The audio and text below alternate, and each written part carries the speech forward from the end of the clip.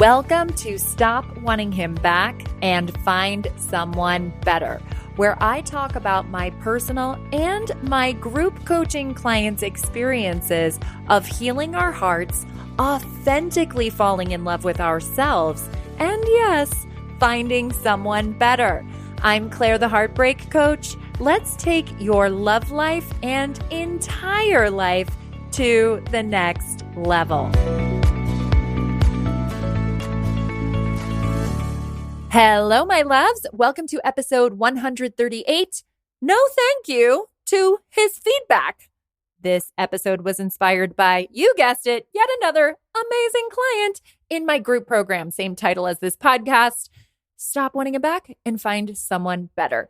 It is definitely the thing that I am the most proud of that I have created in my life. Outside of creating the result of calling Larry the love of my life into my life, but this is something that I actually created with my mind and my brain and my intellect. It's my intellectual property that I am like, holy shit, I can't believe I created this thing that helps women heal their hearts and find love. Like what I would have given 10 years ago to have this program, to have these tools. Some of these tools are not tools that I've created, but my approach to the healing heartbreak, finding love process definitely has my own flair, my own order. And the way I've organized everything it's all mine. It came from me and I couldn't be prouder. I could not love the women in the group more. And you want in. If you are struggling with your broken heart, if you are in yet another heartbreak, I don't care if it was a 2-week romance. I don't care if it was a 20-year marriage and you have kids. There is no rule to being in this group. There's no age you have to be. Again, you don't have to be a straight woman. You just have to come in and be willing and open to a different way, a more elevated way that will get you to where you want to go that much quicker and have you open your mind up to a world that is so much freer. And I say that as someone who is very vocal about her own experience. I have found the love of my life. And again, I teach the process on how to do that in the program, but I still have hard times. Mercury was in retrograde last week, or by the time this comes out, 2 weeks ago. And I had a really crazy period and I was triggered by a few things in my personal life. And it was just raw. And sometimes life just feels so hard and so painful. But even in the thick of that pain, I didn't think I was going to feel this way forever. I didn't think there was something fucked up and fundamentally wrong with me. I didn't think the world was coming to an end. I didn't think, woe is me. My life sucks. This is too hard. It was just like, yeah, this is fucking hard. And this is how I'm taking care of myself. And that is really and truly the gift that coaching has given me to embrace the inevitable pain that life offers. Even when I'm the most happy and in love, you can still experience deep, heavy emotions. I did a 3-part series on what an empath is and how to navigate being an empath, both in heartbreak and through dating. And I identify as an empath and just feel so deeply. And so when I'm in pain, I'm in deep, deep pain. And I'm guessing a lot of you listening are probably similar to me. And so this doesn't have to be a problem. We're deep feelers. And I do believe that being an empath is a blessing. Yep, I made that word up, a blessing. It's a blessing and a curse because when we're in pain, it just fucking feels so crippling. And I want to be very clear here for anybody who's heartbroken right now and very curious about the program, or anybody who's single right now and very curious about the program, about how to call love in. You're still going to experience negative emotion. There's no escaping that. There's no bypassing the pain, the struggles, the frustration. There's how do I manage my mind through the inevitable pain and struggles and frustration? And that's what I love so much about this work, because it's not unrealistic. It's real. We get real with your brain. We get real with your heart. We get real with your body, and we dive in, and it's so nuanced. And I am just so obsessed with it and so proud of it and so crazy about the women in this group. And I just loved how this new client showed up and dove right in with a question that isn't the first time I've heard it, but the way that she presented it to me made me offer up some coaching in a different way. I just realized I didn't acknowledge the blessing part of the word blursing when it comes to being an empath. So the blessing aspect of being an empath is when you're happy, when you're experiencing joy, it is just the most euphoric, unbelievable, can't put into words feeling. And I associate that feeling with being with Larry, the love of my life. And you can go back to episode 5 of this podcast. I can't believe we're at almost 375,000 downloads at only 138 episodes. It is incredible. So thank you to all of my loyal listeners.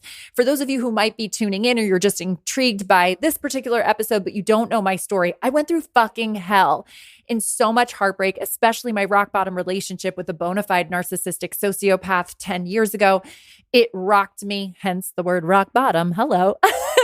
It killed me for so long and I didn't have the tools and I searched for so many different kinds of healers and nothing was working and I was lost and I was in my own way and a lot of fucked up shit happened to me, but I was in a really fucked up space and I had lots of cleaning up of my own wounds before I could even worry about him and the things he did to me and all the disgusting, horrible things that he said and that he did. But that because of that excruciating pain and now being in a relationship with someone where the trauma, I don't know if the trauma ever goes away being in an abusive relationship. So the trauma can still sometimes be there. And yet I now have this ability and knowing that my partner, Larry, is truly the man of my dreams, the love of my life, my everything. And that is like the most amazing feeling. And I think people listen to this podcast and we get so many messages from you guys. And thank you for the love and the loyalty and the commitment and the appreciation for what I create every week. This is also a project that I am so proud of, keeping this podcast going. Again, shout out to Daniel and Michelle who produce and edit this podcast. They've been with me from the beginning. And there have been some times where I've just been so maxed out, strung out because there's so many moving parts going on in my personal life, my professional life. And they gave me credit in our last meeting and they said, you have never missed 1 week. I think there was actually 1 week we did miss because it turned out that like there was something fucked up about the technology, but it wasn't because I didn't record it and it was just too late to release it on the day that we always release it, which is Mondays for those of you who don't know. But this is really just such a passion for me doing this podcast, being able to serve all of you and just share what's going on with me or my clients and give you a little nugget to sink your teeth into each week. Okay, so now we're very clear on the word blursing, and I felt it was very important to cover both aspects of blessing and a curse of being an empath. And I really believe, as painful, and I just experienced that deep, deep pain a couple of weeks back for, again, combination of lots of things I think happening in the ethers with my hormones. And there were some circumstances that felt really triggering to me. So everything just felt so big and so heavy and so painful.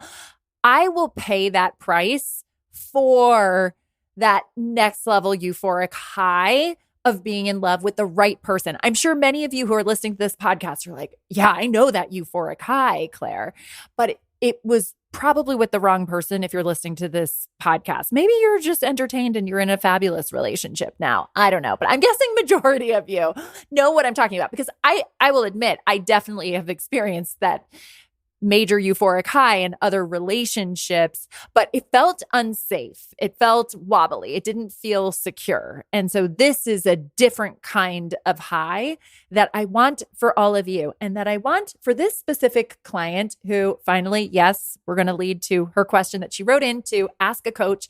Again, one aspect of my group program where you get to write in and get a coached response, not an indulgent girlfriend response of, oh my God, I can't believe he did that. What a jerk. What a dick, right? This is to get an up-leveled coach response to up-level your brain and start shifting your perspective so that you are not in victim mode, this sucks mode, dating's hard mode, right? We want you to get into this elevated space of not being so reactive to the things that are happening that may not be with the person of your dreams. We're going to get there, but we got to clean up the mind first. So you always have access to write in to ask a coach and get a coached response within 24 hours. So This client's question was about her fear of running into her ex. What if I run into him? What if I run into him? And again, this is not the first time a client has had that thought. And because she was new, because she is a new student in the program, it's very classic for my new clients to want me to just say, here's what you do. She even phrased the question, what's your advice for people when they bump into their ex? I don't really call my coaching approach advice. I don't tell people what to do. I get into their mind to show them that they have all the answers. Now, I'm always going to have suggestions and offer things up that I think would be a good idea. But first, I want to get into their brain. Don't sign up for this program if you think it's like, oh, I just want this bitch to tell me what to do. I'm just going to give her my money and she's going to tell me what to do. No. I'm going to tell you how to elevate your mind because your thoughts create your results. Your coach does not create your results. Your thoughts do. And it's my job as your coach to help you shift the way that you are seeing your dating life so that you can create different results. And by doing that, learning how to apply new thoughts to create those new results. I don't know why I just paused there, but we can keep that that pause in. I want to make it as simple as possible. I don't give advice. I don't say, here's what you do when you run into your ex. It's very easy for me to write something general in an article. For those of you who don't know, I'm the resident heartbreak coach for Kourtney Kardashian's lifestyle site, Poosh. And sometimes I find it really challenging to write these articles because I don't think it is wise for someone to say, here's what you do in this scenario, because there are so many unique circumstances. You might have just dated a guy for 2 weeks. You might have been with him for 5 years. Who knows where you're at in your heartbreak? I don't know all the details. And even if I did, again, I want to get into your mind so that you can come up with the solution for you. So you can take these tools beyond the year-long program and apply them into your life for the rest of your life. So my question back to her was, well, what if you do bump into him? You're asking me, what do I do if I bump into him? And I want to ask you, what if? Because here's the interesting part. She told me, I don't even want him back. It's just that I thought that I saw him at this large event that she was at. And once she thought she saw him, she started to feel emotional discomfort. And she noticed herself scanning the room to see if he was around, because if he was, shit, what do I do? Right? Very normal. We've all been there. Even when I was living in New York City, I was an actor. And so the acting world was very small. So there were just certain locations where you knew that you were going to bump into people that you knew. My ex was an actor. So I was very much on high alert of, oh shit, what do I do? What do I say? How do I act? How do I be? And when we get into the how mode and the what do we do mode, we're abandoning our minds and we are abandoning our own ability to take the best care of ourselves. We are abandoning our minds and we are abandoning our own ability to take the best care of ourselves. And so she said, no, really, I think that's it. I don't know, Claire. I don't know what I would do. And I said, well, how would it feel? And she's like, it's just emotional discomfort. There's no thought behind it. It's just emotional discomfort. And I said, that's impossible. There's a thought that creates emotional discomfort. So what do you think you would think if you saw him? And what it really came down to for her was that she felt that there was no closure on the relationship. Okay, now we're getting somewhere. You're feeling emotional discomfort because you believe you didn't get closure, and you're also believing you need closure from him, which for any of you who are sitting and listening, being like, yeah, I totally get it. I totally relate. I do too, which is why I did a whole podcast episode on creating closure for yourself. You can go to the show notes. I can't remember the exact title off the top of my head, but I do have a whole podcast episode on that. And I have a coaching video on creating closure. It is actually the third step in my 5-step process to stopping wanting him back. I know she said, I don't even want him back. However, I believe that. I think it's possible to not want someone back. But if you really don't want them back, and this is what I asked her, if you really don't want him back, why do you need feedback from someone that you don't want back? You don't need closure from someone you know isn't your person. Why would you want feedback from someone who you know isn't your person? I know I'm really repeating myself here, but it's very automatic to be like, I know it doesn't make sense. It's just how I feel. What's wrong with me? Right? But this is, again, the beauty of coaching. Let's slow down and get curious before jumping to, I don't know, Vil. It just is. It's like, no, let's know. It's your brain. We don't have to psychoanalyze the why. We just need to look at how it's true. You don't need closure from someone you no longer want. You don't need closure from someone you no longer want. You don't need feedback from him. We don't need to know why he left if we don't want him back. How many different ways can I say it for that to really land? Because I know a lot of you right now, because I hear my clients do it and I did it myself, totally guilty. Like, yeah, you're right. Why would I? I don't need closure. And I really was cautious with my client here because especially her being brand new to my coaching and to this approach, like I don't want to force her to believe that she doesn't need it. We need to work with what the brain is actually believing. We can't pretend our thoughts away. Ooh, I don't think I've ever said it that way before. We can't pretend our thoughts away. So if you really believe you need it, we need to really get curious. And what it came down to for her, which I, again, totally relate in my past unavailable relationships, and I know so many of you and so many of my other clients have felt this way, is how do you just up and leave like that without having anything to say after the connection that we had and all that we shared between us? Like nothing? Like who does that? And I said to her, lots of people do it.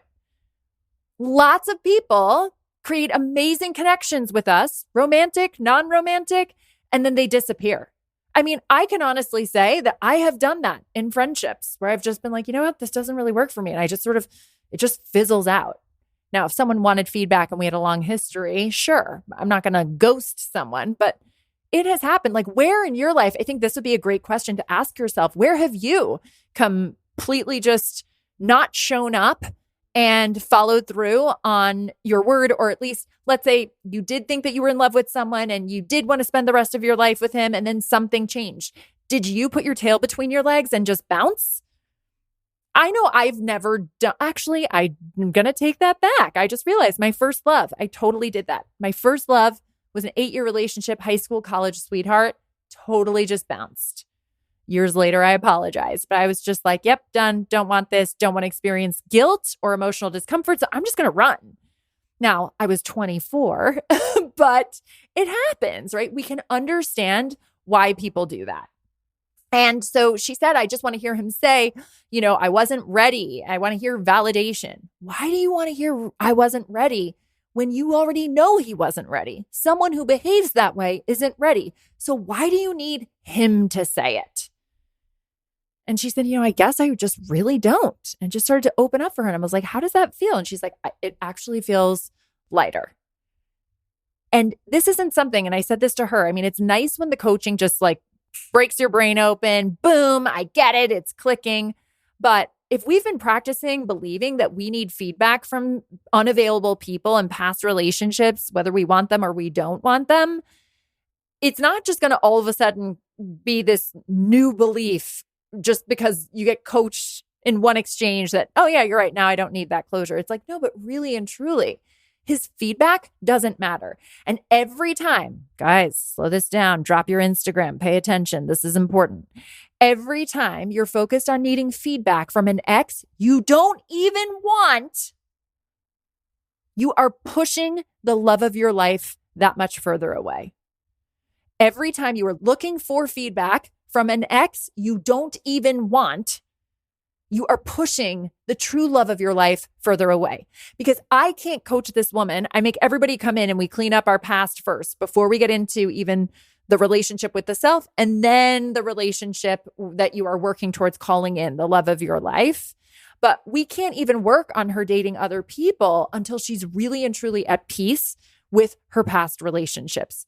And even at peace with the people that she's currently dating, which I said to her, I'm like, you're not supposed to be dating right now. I do ask my clients to come in and just hit pause.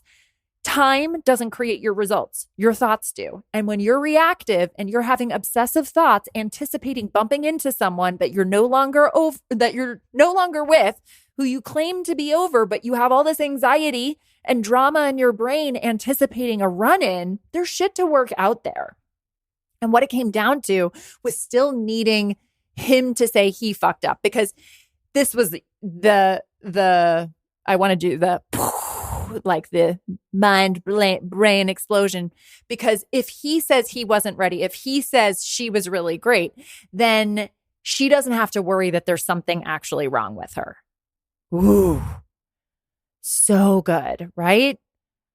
I say this a lot lately. This is the beauty of coaching, getting to your truth, what's really underneath it, what your brain is thinking that we need to clean up. Giving this ex who handled the breakup in a really shitty way all this power to dictate that maybe there is something wrong with you, to dictate this belief that maybe there is something wrong with you. But I asked her to do an evaluation. I haven't seen it yet, where she really takes her own inventory of the relationship and she decides what worked, what didn't work, what she would do differently next time. And by the way, that doesn't mean that there weren't things that she might have said or done that didn't annoy him and piss him off. But regardless, not her guy. We know it's not her guy. So I know there are a lot of you listening who are like, okay, but what if you do still want him back? Is it okay to want feedback from the person who you do want back? And look, at the end of the day, of course, it's okay that we want feedback. Again, we're humans first. I always say I'm a human first, coach second. And even if you're my client and you're doing this coaching work, you are a human first. You're going to have human thoughts that create suffering, which is why you show up for the coaching in the first place. So it's okay to want feedback from someone you no longer want. It's also okay to want feedback from someone who you do still want. You're just experiencing an uncomfortable thought, and it's my job to help you diffuse the thought. So I think it's pretty easy to see that when you really recognize you no longer want the person, what he thinks of you just doesn't matter. And then when you're thinking that thought, well, what he thinks of me just doesn't matter, because especially I don't want him back. And I'm also not impressed with the way he showed up in a lot of the parts of the relationship. And I'm not impressed with the way that he exited. So if I were to bump into him, I know exactly what I want to do. And she came up with her own plan. I also offered a suggestion as well. That's where I come in. I'm like, okay, we looked at your brain. She's going to have some ideas for her action, and I can too. It's okay to prepare for something that may or may not happen. I think that will help you quiet your brain. I don't like to go too far into the what ifs, because I think it's a lot of wasted energy, but I think it's very natural to go into that space of what if when it comes to running into your ex, especially if you live in a relatively small place, even if you don't. Again, I lived in New York City and was in the most amount of pain, and I did bump into my ex, not just in acting neighborhoods where auditions were happening. I also did bump into him and a lot of people connected to him in different parts, because I also know that when we have these obsessive thoughts, we create the result of seeing the person or seeing people associated or getting information on social media, because we're creating the experience of really deliberately directing our thoughts to gather that information. It's just such a powerful example of how our thoughts create our results. So what if you do want him back? Is it okay to still want feedback in that scenario? Again, it's okay to want feedback either way. It's just that I don't think that the feedback serves. And I will say from personal experience, in my last heartbreak, I actually did get feedback in that breakup. He showed up at the door and he let me know in so many words. It was a long conversation, but he felt that I was intimidated by his success. He doesn't think that he could ever love me, or he said he didn't think he could ever love me, even though the week before he was like, I totally see myself falling in love with you. A week later, he decided, no, I don't think so. He thinks that there would be a better person out there for me. He was very right about that. And he said that despite feeling the most emotionally connected and physically connected to me that he has ever felt for anyone, it just, something was off for him. Those were his words. That was a lot of information. That was a lot of feedback. And let me tell you guys something. I don't think it helped. look, we had an intense relationship. It lasted about 4 months. Yes, I think you can have very intense relationships in short periods of time. And I think that feedback actually ended up torturing me for longer, because then I went into all the psychoanalysis of like, well, if I'm the best physical and emotional connection he's ever had, how could he let me go? And so I held on and I let the obsessive thoughts run amok. And he told me, I've broken up with every single person. You should not hold out hope. I am certain that we are not right for each other. And guess what I did? I held out hope for a really long time. So feedback from someone you don't want anymore and feedback from someone you do want doesn't serve you either way. Now, again, I've had clients who have been with people for really long periods of time. I'm not saying what I did was wrong. In that moment, I wanted the feedback. Obviously, if Larry just all of a sudden was like, hey, I don't want to be with you anymore, I would definitely want to know why. I think there are obviously circumstances where it's natural to be like, what?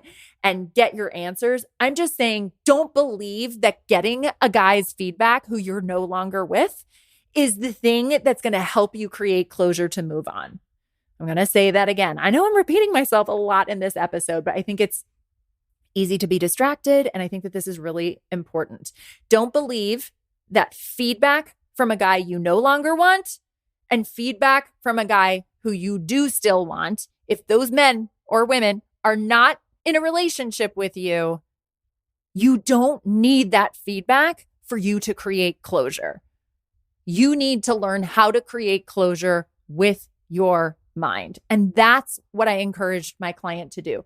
Go create closure for yourself. If you don't want him back, that should be closure enough. But if that isn't working, there's something going on in her brain that's making her second guess that there's something wrong with her. And that's where her work lies. And look, I just said this earlier, we are not perfect humans. Even in that last relationship with that guy who told me he saw himself falling in love with me very fast and a week later was like, actually, no, never mind. There were ways that I showed up in that relationship that weren't perfect. My loves, there are ways that I show up in my relationship now with Larry, my dream man, that are not perfect. It's just that the difference is he's the right person for me. I'm the right person for him. I've seen his flaws, weaknesses, imperfections, whatever the fuck you want to call them, and I don't go away. And he sees my flaws, weaknesses, imperfections, and he doesn't go away. But I've done the work to call in the right kind of person who signs up for all of Claire. And I sign up for all of Larry. And that's what I want for you guys. But it's clear as day. I said this to another client. I'm like, she loves to default to calling herself a saboteur, that she sabotaged relationships, she sabotaged opportunities, and it just sort of rolls off her tongue. And I'm like, is there one man who you have dated who you were like, oh, I really sabotaged that? He's the one who got away. And it was so funny to see her face because the coaching is also happening on live Zoom calls. And she was like, oh, no, there's definitely nobody who got away. Okay. So you don't have to tell yourself this automatic story that you're a saboteur. You don't have to tell yourself this automatic story that you need closure from someone that you no longer want. You don't have to tell yourself the story that you need closure from someone who you do want. You get to decide how you want to perceive yourself. You get to decide what closure is for you. I could go on about this all day. I just had a session with a one-on-one client, and she was talking about her fear of her ex being happy with this other woman. And I'm like, but his definition of happiness is totally different than your definition of happiness. He is a narcissistic sociopath. I don't coach everybody who has only been with a narcissistic sociopath, but he really is a bona fide narcissistic sociopath. So I don't like to use that term loosely. I would definitely categorize this client's ex as a narcissistic sociopath. Her brain wants to automatically freak out that he is happy with this other woman. And I'm like, but he's a psychopath. Who cares? His version of happy is not your version of happy. So every time your brain wants to go there, oh no, what if they're happy? Maybe he is happy in his idea of happy. My rock bottom ex, also narcissistic sociopath. I think on paper, based on what I've heard about his life, he considers his life to be pretty great. The way I see him from the outside with all the information I have and from all the experiences I've had with him, even if it was 10 years ago, I've learned from multiple other women the way that he emotionally abused and manipulated and cheated on them and all of it. I am not envious of his wife. I am not envious of however many children he has. I am like, oh, God bless those people that are associated with him because they're all going to be victims of his abuse as well in some way, shape, or form. So whatever my rock bottom ex's version of happiness is not my version of happiness. Whatever his idea of an ideal relationship is not mine. And that's okay. But when we get stuck in, well, how do people act this way? How do people behave this way? How does someone just do that? And then they just don't give me closure. People do that. They're called emotionally unavailable. They do that. They run, they don't explain, they don't close out their relationship officially. So our work when we are on the receiving end of that is to create that for ourselves. We do not need feedback. And again, this is a tricky thing because going back to my point of I don't like to give general advice. If you are breaking up in a long-term relationship, it's very natural to want it. And if you can have that conversation, of course, have that conversation. It's just that if you still want that person back, that feedback isn't going to create closure for you. That feedback actually made me drag out the pain longer. It doesn't mean that I would, looking back, would say, oh, I shouldn't have asked for the reasons why. I shouldn't ask for him to explain how he said these over the top things a couple of days before. I'm like, no, make this make sense to me. But he can't make sense of it because he's emotionally unavailable. So why do we want feedback from emotionally unavailable people? Way better to just decide for ourselves. I don't need to hear from him that he wasn't ready. I don't need to hear from him that he wasn't emotionally available. I don't need to hear from him that I was the best fucking thing that ever happened to him, even with my flaws. And I can look back on the times that I wasn't my best self in the relationship and figure out how I can be better. And I do that now in my relationship with Larry now. I'm always going to have my shit. He's always going to have his shit. We're signing up for the whole person. We're not signing up for someone that we have to tiptoe on eggshells with out of fear that they're going to let us go once they see a flaw or a weakness or an imperfection. I hate any of those words because I just think we're all perfectly imperfect people. But there are times where I say things that are bitchy. I share this all the time on the podcast, how I'm a fiery Irish woman. And if you can't handle if I get a little snappy and that like just royally triggers you, yeah, we're not going to work. Same in my coach-client relationship. I give some tough love. And of course, I am tender and sensitive to those who are really in something deep and painful. But then it's like, all right, let's go. That's not working for you. How can we make this work for you? No, I'm not going to give you the quick fix answer. You are going to do the work. You are going to be so grateful. I remember when my coach started to tell me that, like, you can't get the answers from me. And I'm like, well, why did I pay you? I didn't say that to her, but she has really taught me to access my own answers. And it is so much more powerful and freeing and makes me feel like I have got me no matter what. And yes, I know you listen to this podcast because you want to stop wanting Mr. or Miss Wrong back and find someone better. And maybe you join the program because you want to create those results. But really and truly, at the end of the day, the most priceless result you can ever create is knowing that you've got you no matter what. I believe Larry is just going to be this permanent fixture in my life till death do us part. But I also have no control over him changing his mind. None of us do. So with that, do we know that we've got ourselves no matter what? And would I go through the ringer and move through all the heartache and the pain if I were to lose him? I hate even talking about that. It makes me so sick to my stomach. That's the empath just having a visceral feeling at the possibility of it. But really and truly just knowing, because I think people say that, well, how do you know that he's the one? I thought the last guy was the one. I just know now, but I did also think other exes were the one. I did, but I really know that through doing this work that I offer you guys in my program, I know on a guttural level how different I am and therefore how different the man of my dreams who came in is. And I just had a client, you guys, I'm going on so many tangents. I'm going to wrap on this, but I have a client in my program came to me, I want to say in April, and she came in to just clean up her relationship with herself, get happy with her before she would ever entertain dating. She's now 5 dates in with a lovely, lovely guy, and lots of triggers are coming up for her. So we are coaching through it.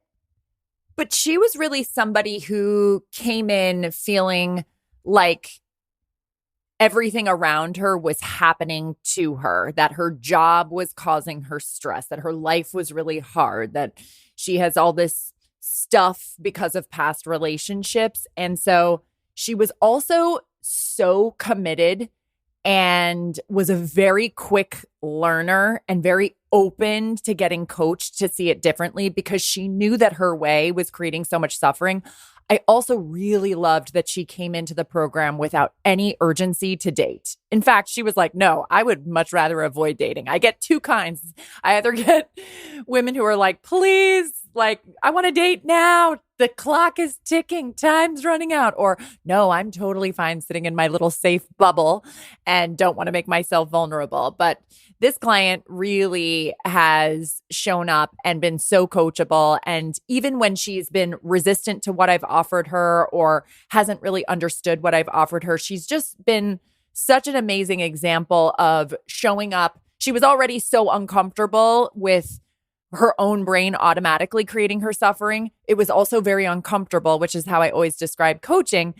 It's also very uncomfortable for someone to be like, hey, you are creating this and I'm going to show you how you're creating it. And I'm also going to show you how to see it differently so you can stop doing it. And she really did it. And so now, again, here she is, 5 dates in with someone really lovely. Of course, 5 dates is very early, but she's showing up. And this is the beauty of it. I have another client who has found love in the program, and yet she still consistently shows up to get coached on the relationship. I still work with a personal coach so that I can be my best self and manage so much that's happening in my relationship, in my work life. It's not like, and then you arrive and then you no longer should coach or shouldn't need coaching.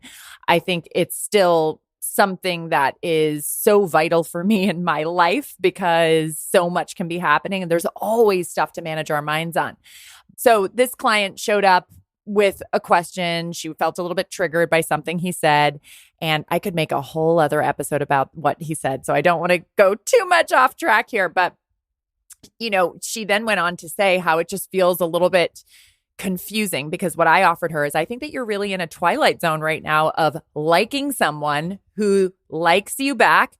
He has a very busy life, but he is showing up consistently, makes it no secret that he wants to see you again, and is showing you that he's interested. And she said, yeah, it's very confusing to me. And I was like, wait a second, why is it confusing? And she just like, it was almost like, I don't understand how this is happening. Again, the automatic thought of, I don't understand. And I'm like, because listen, it's not confusing to me at all that you are attracting someone who you are interested in, who is showing up and is showing that he is interested in you. He's already asking her, you know, for more from her. He wants to hear from her more while she's just been, you know, really letting him pursue her. And it's just been this lovely unfoldment. Regardless of what happens, it's very clear that he is such an up level of the kind of guy she isn't used to dating. And that is not confusing because of everything I just said about the way that she has come into the program and been so coachable, even when she's been really resistant. She reached out to me a couple of weeks back and said, I know what you want me to do, but I'm really having resistance to it. So even calling out your resistance to the coaching to me is a part of the process. So she's just shown up in spades. And again, is just such a classic example of the work working. Again, whether it turns out to be her guy or not, we're seeing a difference in who she is attracting. And other clients in my group are seeing this as well, even if it doesn't turn out to be their person. And I very much felt that too. I felt like, oh, this is different because I'm different. I say this all the time. It's not about the city that you live in. It's not the apps that suck. It's you who isn't in alignment with the person of your dreams. And it's your job to get your mind there. And that's exactly what I teach you how to do. If you want feedback from anyone. You want feedback from a good coach who's going to show you how you're getting in your own way, to the point that when all the things start to align for you, your brain is going to be like, wait, what? And I totally get why my client felt confused. And she was someone who very much as well, like this other new client who inspired this episode, was in this brain space of wanting me to just give her advice and tell her what to do instead of me pushing her to use her own brain and her own mind. And her acute level of awareness now about the way she's seeing the world and the way she's watching her brain, it's just absolutely incredible. And again, not confusing to me at all. So I nipped that right in the bud for her. This is not confusing. This is an example and a result of all the work that you have done. So celebrate that. And the way I see it is the best kind of problems to have are the, I'm freaked out because I'm dating someone I really like and he really likes me back. Those are some good problems to have and some good shit to coach on so that you don't run, so that you don't project past trauma and past bullshit with shitty exes onto someone really solid. I just talked about that recently on Instagram. And it got, people wanted to argue. I said, don't listen to your vagina and your heart this weekend. Pay attention to your mind, because it's very easy to just get carried away with the attraction.